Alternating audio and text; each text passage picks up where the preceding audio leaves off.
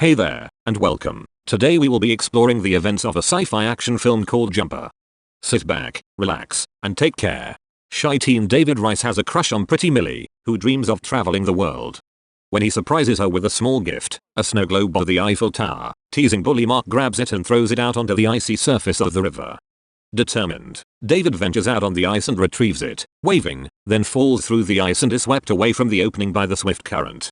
He is certain to die in the freezing water, without air, and suddenly finds himself lying prone in the library between the bookcases, in a huge gush of gallons of water, gasping and alive. He trudges home, soaking wet, where his father chews him out. David enters his room, putting a chain on the door, but when his angry father bursts it open, there is only a swirl of wind. David has vanished. He finds himself in the damp aisle of the darkened library, and realizes he has teleported there yet again. It dawns on him that he finally has a way to change his life, to escape his situation, the same way his mother abandoned the family when he was 5. He teleports home and retrieves a small stash of money and a few belongings. But before he leaves town, he stops outside Millie's house. Millie is not consoled by her mother's arms. She is sure that David is dead. She hears a noise outside, steps cautiously out into the yard and finds the snowglobe sitting on the swingset. From this she knows he is alive, but he does not respond to her calls. The next day he is on a bus to the city, where he rents a cheap room. He practices teleporting in the park, learning how to control his power. Then he cases a bank, and robs it by teleporting directly into the vault in the middle of the night. He laughs as he realizes his bag isn't big enough to take away all the money, teleports back to his shabby hotel for another bag, and repeats this until his room is awash in money and he lies on a bed of it. However, the mysterious Roland appears at the bank investigation, claiming to be from the NSA, remarkably unsurprised by this locked door robbery. It is evident that he knows about teleport abilities, and is part of a powerful group that wants to find this bank robber. Years have gone by, and David has an expensive city apartment, papered with pictures of his world travels, and a small vault room full of money. He enjoys the pleasures of life wherever they are, surfing in Fiji, lunching atop the Sphinx in Egypt, picking up a girl in a British pub. He phases from one spot to another in his home, rather than walking even 2 paces, and disregards the troubles of ordinary people shown on television trapped in rising floodwaters. His peace is disturbed by the arrival of Roland, whose electrical weapon and wires prevent David from teleporting. We learn that Roland's mission in life is to destroy jumpers, for only God should have the power to be everywhere. Desperate, David manages somehow to get away, teleporting back to his boyhood bedroom. His father is alerted to his presence, and comes to the bedroom door, begging him to stay. David teleports away as his father forces the door open. His idyllic lifestyle disrupted, he decides to see his lost love, Millie. He finds her still in the same town, working at a bar. His old nemesis Mark manages to start a fight once again, and in a rush David teleports with him into a bank vault, then leaves him there. Returning to the bar, he asks Millie to go with him to Rome. She is shocked, but as it's a lifelong dream she can only accept. When they get to Rome, he enjoys her delight as he shows her around the ancient city, but is balked when they find the Colosseum closed. Rather than take no for an answer and return another day, he goes around the corner, and when she catches up, he is holding a gate open to admit her. He continues to open doors from the inside as they pursue their private tour until they try to go down to the floor of the stadium. Suddenly he is surprised to meet another jumper, Griffin, who informs him that he's not the only one and that there is a whole group of people like Roland, paladins, who want to kill jumpers, and 2 of them suddenly turn up. Griffin is prepared to fight their methods, and eventually subdues the attackers and teleports away. David follows Griffin's teleport to his lair, asking questions. He is bewildered, and Griffin's brief explanations do nothing to enlighten him. Griffin explains that David cannot afford to have a girlfriend, family, or friends, that they are all dead, that the paladins will kill them to get them. David returns to Millie and agrees to leave, and they get away from officials inside the Colosseum, only to be detained outside. David doesn't jump. He tells Millie to go back to the hotel, but she refuses.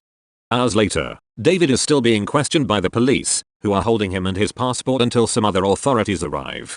Suddenly, a woman appears, telling him to get out and abandon his girl, telling him how many minutes he has to escape. He recognizes her from his childhood pictures. She is his mother. He finds Millie and takes her to the airport, then explains sorrowfully that he cannot go back home with her. In the meantime, Roland has been brought in to talk to Mark, whom David left in a bank vault. Mark, exhausted from repeatedly telling his story to disbelieving officials, explains who David is, where they are from, everything he knows. Seizing this opportunity, Roland visits David's father. David returns to ask Griffin more questions, and this time the risk to his family sinks in. He teleports to his childhood home and finds his father on the floor. Crying, he teleports his father to a hospital emergency room, trying to get help for him. He teleports to see Mark in jail, asking what he told Roland. Mark says he told him everything. David realizes that Millie will be in danger as soon as she gets off the plane in the USA, but when he asks Griffin for help, Griffin refuses. David follows Griffin through jumps, trying to convince him. Griffin swipes a car and they ride together, Griffin teleporting the car through traffic as it suits him. They exchange some bits of information. The Paladins killed Griffin's parents when he was 5, and David's mother left when he was 5. David asks about teleporting the car, and Griffin laughingly tells of a jumper who tried to teleport a building. He died in the attempt. Finally, Griffin agrees to help David for a limited engagement. The many drawings of Roland in Griffin's home make it clear that he has a grudge against this Paladin. They arrive in the USA, and Millie's flight already arrived an hour before. He teleports to her apartment, hoping to get her out quickly, but Roland and his attack squad arrive before he can begin to explain.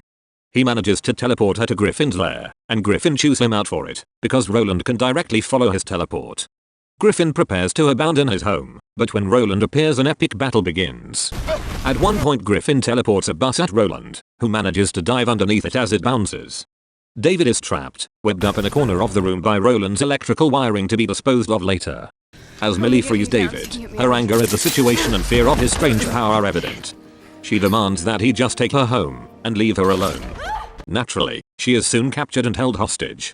Griffin plans to take a bomb to Millie's apartment to kill Roland. However, this will involve killing everyone else there, including Millie. David doesn't want that, so the two of them teleport around the world, fighting over the bomb, then over the detonator, falling from the Empire State Building and appearing in a war zone, where David finally traps Griffin in some fallen power lines as effective as Roland's traps. David returns to Millie's apartment, knowing he's walking into the lion's den. They use electric wires all around him to tie him down, anchoring them to the walls.